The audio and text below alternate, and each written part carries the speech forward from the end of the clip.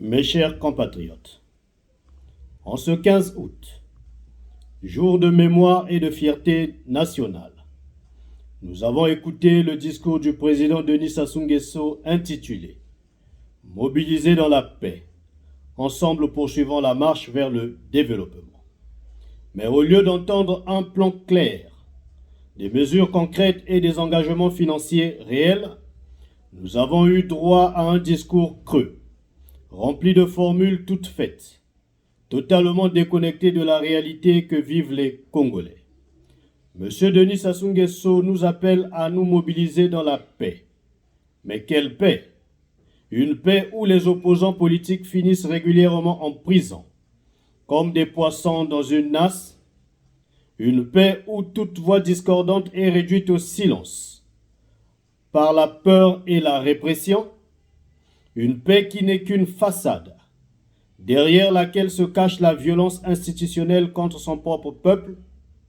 Quand M. Denis Sassou Nguesso parle de poursuivre la marche vers le développement, cela provoque l'étonnement et même l'ironie chez nos compatriotes. Car la vérité est là. Ni lui, ni son gouvernement ne semblent connaître la véritable définition du développement.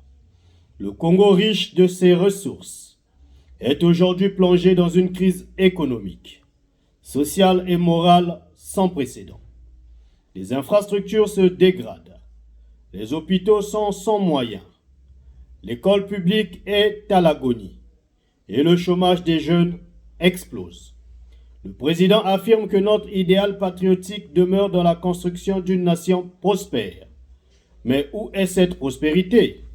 Le pays est au bord du gouffre financier, à cause d'une gouvernance qui a pillé nos richesses et transféré ses familles, ses biens et sa santé en Europe et ailleurs, laissant ici un peuple appauvri. M. Denis Sassou Nguesso demande encore une mobilisation plus accrue, une vigilance sans faille et un renforcement de la résilience.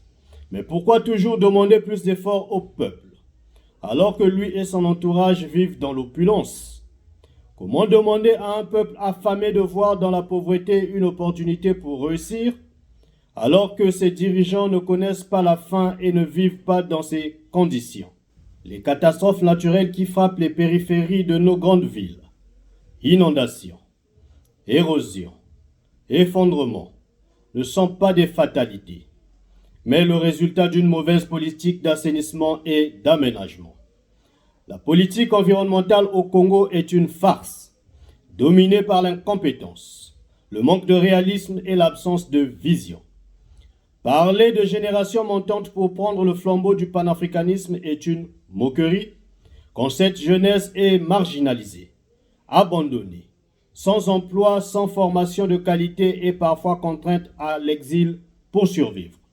Le Congo possède des millions d'hectares de terres arables et fertiles, un ensoleillement idéal pour l'agriculture, un réseau hydrographique dense, des ressources naturelles considérables.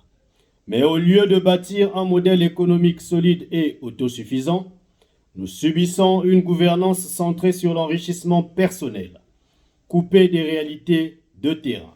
M. Denis Sassou Nguesso prétend qu'aucun pays ne peut se développer dans l'isolement. Pourtant, son pouvoir a isolé le Congo par la corruption, la dette et le rejet de tout partenariat sincère avec son propre peuple. Le discours sur le vivre ensemble est une comédie. Ce pouvoir ne cesse de marginaliser ses citoyens, de diviser, de privilégier un clan au détriment de la nation et de transformer l'indépendance en dépendance envers les puissances étrangères et les intérêts étrangers. Nous sommes fatigués de votre incompétence et de vos discours non réfléchis. Le peuple est fatigué de faire la fête le ventre affamé. Le montant colossal déboursé pour organiser cette mascarade du 65e anniversaire de notre indépendance aurait pu financer nos hôpitaux et sauver des vies. Nous appelons le peuple congolais à prendre ses responsabilités et à se tenir debout pour défendre son avenir. Vive le Congo! Vive tous les héros nationaux, architectes de notre indépendance.